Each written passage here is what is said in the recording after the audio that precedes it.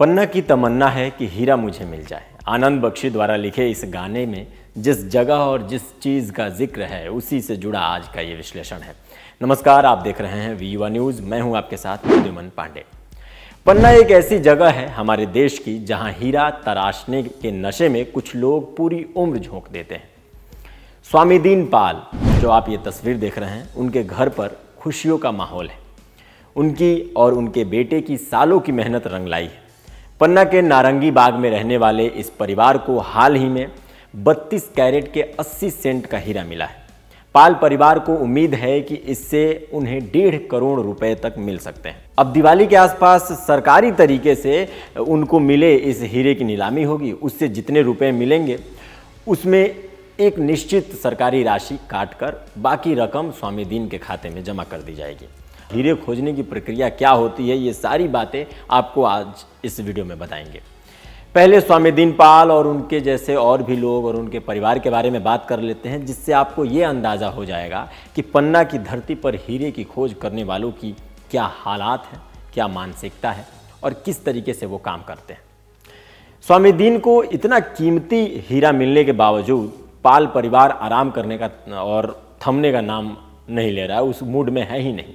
Media से बात करते हुए स्वामी दीन पाल ने कहा कि हमने बहुत समय तक मजदूरी करके अपना छोटा सा घर बनाया, फिर उम्र के इस पड़ाव में आकर बेटे के साथ हीरा खोजने के लिए खदान बनाई। 4 से 5 साल हो गए लेकिन कुछ नहीं मिला। अब जाकर हमारी मनोकामना पूरी हुई है। उम्मीद है कि चीज़ें अब बेहतर होंगी। स्वामी दीन के बेटे जमुना पाल ने भी कुछ कहा। उन्होंने कहा कि जिस दिन उन्हें हीरा मिला उस रात को वो सो नहीं पाए थे। उनका मन कर रहा था कि वो बस नाचते ही रहें।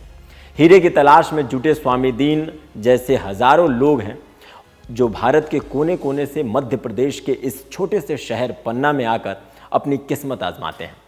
हीरा यहाँ आए लोगों के लिए सपना है, जुनून है, नशा है और रातों रात जिंदगी बदलने का एक जरिया है। जैसे बेट खेलते हैं आप लोग, वैसा ही यहाँ हीरा पाने वालों के लिए एक सपना है। कितना हीरा है इस पन्ना में, ये सवाल आपके मन में ज़रूर आता होगा। भारतीय खान ब्यूरो है जो भारत सरकार के खान मंत्रालय का एक हिस्सा है। इसकी 2022 की वार्षिक रिपोर्ट के अनुसार मध्य प्रदेश की राजधानी भोपाल से करीब 380 किलोमीटर दूर पन्ना देश के 90% से अधिक हीरे के भंडार को रखता है, जिसकी मात्रा करीब 28.597 मिलियन कैरेट है। इस शहर में हीरे लोगों की जीवन शैली, बातचीत, उम्मीदों का अभिन्न हिस्सा है। मतलब जो कुछ भी करेंगे हीरे पे ही करेंगे और हीरे से जुड़ी बातचीत भी होगी, हीरे से जुड़ी उम्मीद भी होगी। सुबह होते ही हजारों लोग अपने अपने घरों से निकल जाते हैं और हीरे की तलाश में यहाँ कई ऐसे परिवार भी हैं जो पीढ़ियों से हीरो की खोज में जुटे हुए हैं। ऐसे ही एक शख्स हैं 67 साल के प्रकाश शर्मा, जिन्हें उनके करीबी प्यार से कक्कू नाम से बुलाते हैं। उनके पिता ने भी हीरे की तलाश में ज़िंदगी गुजार दी। पन्ना में जो एक तंबू लगा कर रहते हैं और रोज़ सुबह निकल पड़ते हैं अपने सपने यानी हीरे की खोजने में। प्रकाश कहते हैं कि हीरे की प्रति दीवानगी के कारण उन्होंने ताउम्र शादी नहीं की। वो अब अपने भाइयों और उनके परिवार के साथ रहते हैं और पूरी तरह से हीरे की खोज के प्रति समर्पित हैं। तो दोस्तों, आपने प्रकाश शर्मा और स्वामी दीन पाल की कहानी सुनी तो आपके मन में ये ज़रूर सवाल उठ रहा होगा कि हीरा खोजने के लिए आखिर क्या करना पड़ता है। तो पन्ना में हीरे की प्रति खासा लगाव ज़्यादातर पुरुषों में ही देखा जाता है। महिलाएं यहाँ अक्सर दिहाड़ी मजदूरी करती हैं या अपने परिवार के पुरुषों का हाथ बटाने के लिए ही खदान जाती हैं। तो सवाल ये है कि पन्ना में हीरे खोजने के लिए क्या करना पड़ता है और अगर कोई वहाँ जाकर कानूनी तरीके से हीरा खोजना चाहे तो उसे किस प्रक्रिया का पालन करना होगा। तो आइए इस पे बात करते हैं। पन्ना के स्थित मझगवां खान है, जिसे राज्य नियंत्रित नेशनल मिनरल डेवलपमेंट कॉरपोरेशन यानी NMDC संचालित करती है। ये देश का एकमात्र संगठित हीरा उत्पादन स्रोत है। इसके अलावा पन्ना में कोई भी 8 बाई 8 मीटर के भूखंड को पट्टे पर लेकर कानूनी रूप से वहां हीरे की खुदाई 1 साल तक कर सकता है। इसके लिए उसे महज 200 रुपये का सालाना खर्च देना होगा। लेकिन इसकी कोई गारंटी नहीं है कि जितना एरिया उसे पट्टे पर मिला है उससे उसे हीरा मिल ही जाए।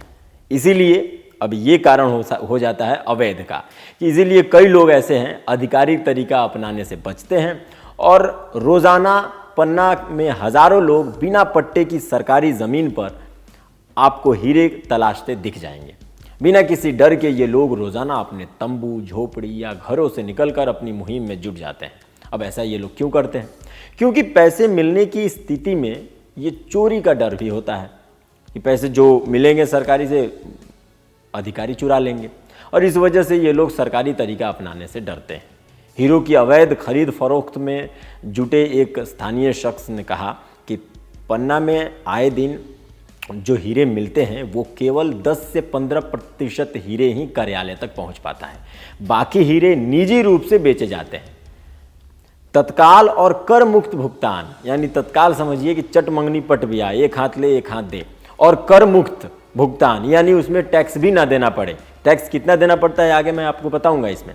और इससे बचने के लिए काला बाजारी आकर्षण के केंद्र में आ जाती है और बाजार आकर्षित बन जाता है, लोग यहाँ आके बेचने लगते हैं। वहीं सरकारी हीरा कार्यालय में हीरा जमा कराने पर नीलामी तक का इंतजार करना पड़ता है, उसके बाद ही पैसा मिल पाता है। बिना सरकारी पट्टे के हीरा खोजने वालों की सूची में अन्य राज्य के लोग भी यहाँ शामिल हैं। कई अलग अलग राज्य से लोग जाकर वहाँ हीरा खोजते हैं। इस पर सवाल ये उठता है कि अवैध खनन के आरोप पर सरकार क्या कर रही है? पन्ना में अवैध खनन गतिविधियों और हीरो के काले बाजार के आरोप पर पन्ना जिले के खनन अधिकारी का दावा करते हैं। जो खनन अधिकारी हैं वो दावा करते हैं कि स्थिति नियंत्रण में है। अब जहां अधिकारी लगातार दावा कर रहे हैं कि नियंत्रण में है और वो हीरे की गैर कानूनी खनन की समस्या से निपट रहे हैं, वहीं पन्ना के सरकारी हीरा कार्यालय में साल दर साल नीलामी के लिए पहुंचने वाले हीरो की संख्या लगातार कम हो रही है। साल 2016 की एक रिपोर्ट में वहाँ पे 1133 हीरे नीलामी के लिए पहुँचे थे, और वहीं अब 2023 में नीलामी के लिए पहुँचने वाले हीरो की संख्या महज 23 हो गई है। 2023 में 23। अब आप सोचिए कि रिपोर्ट तो उनके दावों को निरर्थक साबित कर रही है। खैर, इसके बारे में सरकार सोचे और वहाँ की जनता, हमारा काम था आपसे इन्फॉर्म कर देना, सो हमने किया। अब आइए आपको बताते हैं कि हीरा मिलने के बाद क्या होता है। सरकारी पट्टे पर मिली ज़मीन पर अगर किसी को निश्चित समय अवधि में हीरा मिल जाता है तो वो हीरा पन्ना में सरकार द्वारा नियुक्त सरकारी जौहरी के पास लेकर जाया जाता है, जहाँ ये जौहरी हीरे के रंग, चमक, आकार और दोष वगैरह के आधार पर उनका मूल्यांकन करता है। फिर हीरे के मूल्यांकन के आधार पर सभी डिटेल्स और हीरे की अनुमानित कीमत के साथ हीरा पाने वाले को एक रसीद दे दी जाती है। अब इंतज़ार होता है। अब हीरे को सरकारी जौहरी के पास जमा कर दिया जाता है। उसके बाद जौहरी फिर से उस हीरे की एक बेस प्राइस तय करता है, मतलब इससे कम तो बेचना नहीं है, और फिर शुरू होती है नीलामी की प्रतीक्षा। अब इसी प्रतीक्षा को बचाने के लिए काला बाजारी शुरू हुआ था। अब ये प्रतीक्षा शुरू होती है। प्रत्येक तिमाही में या हीरो की उपलब्धता के आधार पर हीरा कार्यालय खुली नीलामी आयोजित करता है, जहां कोई भी हीरे की बोली लगाकर उसे सबसे ऊंची बोली लगाने वाले को बेच दिया जाता है। कोई भी बोली लगा सकता है वहां जाके।